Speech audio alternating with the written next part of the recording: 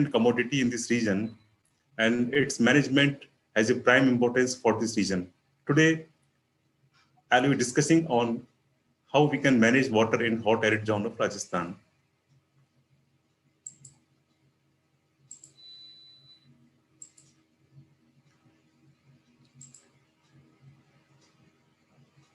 Friends, I will be sharing my thoughts on water resource management in hot arid zone of India. And it is basically, it forms a part of Western Rajasthan. It covers 12 Western districts of Rajasthan. And it's nearly 6% of the country's total area, which covers under hot arid zone. So this region is primarily known as arid zone because there is a scarcity of water. And today we'll see that how we can manage water in this zone. Coming to the availability of water. In total, we have only 2.5% of fresh water available globally, and 97.5% water is basically a saline water. Whereas out of these 2.5%, its surface water is only 0.3%, and out of these 0.3%, 87% water is locked in the lake, and remaining water is available in swamps and all those things. So this is the basically water available to us, but still, in nutshell, we can say that total 0.0076% water is available as fresh water for the human consumption. But still, this water is sufficient to meet our all demands. As you know that in terms of total availability of water, we are having 4,000 VCM of total precipitation available on the earth. And out of this, 1,869 BCM water is available. And this, among this, around 1,122 BCM is available as a surface water, and 432 BCM is available as a groundwater. And coming to rainfall, you can see in my left that in India, there is a great variation of rainfall. But if you see the Western Rajasthan, here you can see that rainfall varies from 100 millimeter to a maximum of 900 millimeter in the eastern part of Rajasthan. If we divide the Western Rajasthan, if we divide the Rajasthan in two parts, you can see that the Western Rajasthan, the rainfall ranges from 100 to 400 millimeter. And this is basically a 60% area of which is having a very low rainfall. And because of low rainfall, this area is known as arid areas. If we compare statistics of Rajasthan versus India, you can say that Rajasthan is having 10% area of the India, whereas it has only 1.16% of water. See the difference. Area is 10% and water is only 1.16%. And further, if we compare Rajasthan and Western Rajasthan, then you can say that arid Rajasthan covers 68% of the area, whereas Western Rajasthan, it is 32%. But in terms of water, it is just reverse. West of Rajasthan, it has 65% of water, whereas in rest arid areas, it is only 34% of water. So this is the problem of water in the Rajasthan. And if we see the availability of water, you can say that since 1951, its availability is decreasing. In 1951, the availability was around 2,000 cubic meter per capita per year, which has reduced to 604 cubic meter per year per capita. It's really a very water scarce conditions for the arid zone of Rajasthan.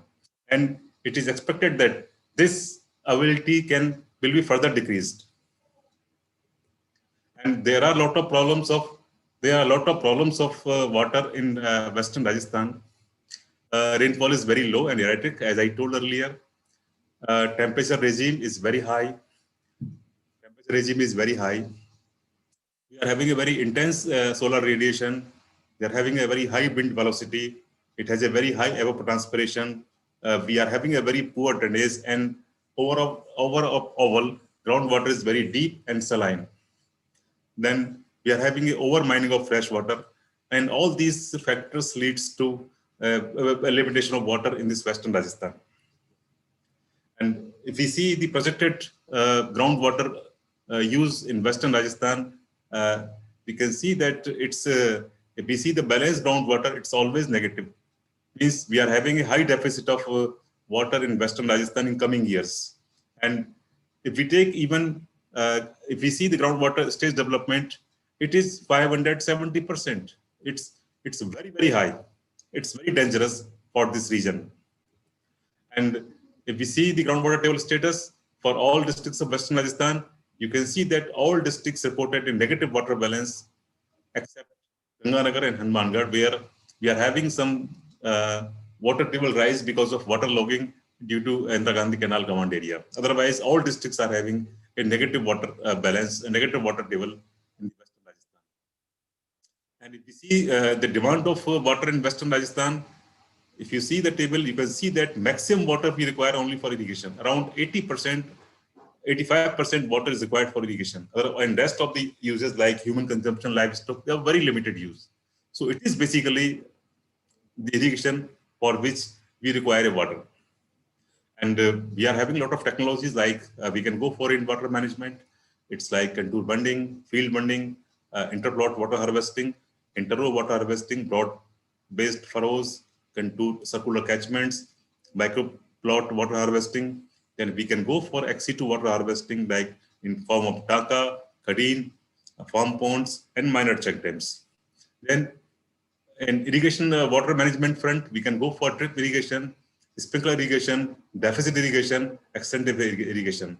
In crop management, we can go for high yielding varieties, low water requirement crops, optimum dose of fertilizer, optimum seed rate, optimum plant population.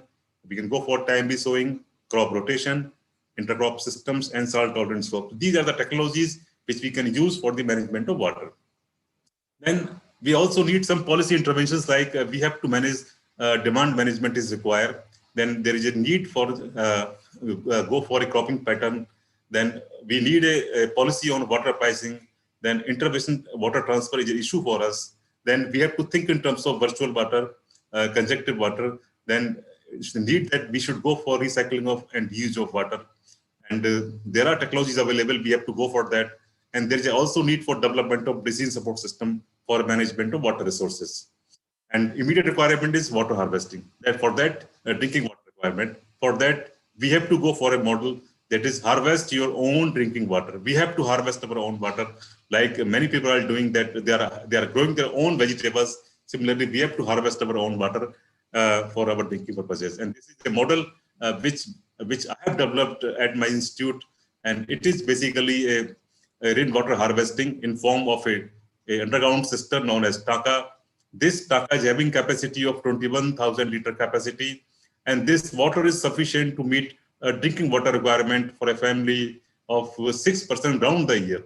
So that way,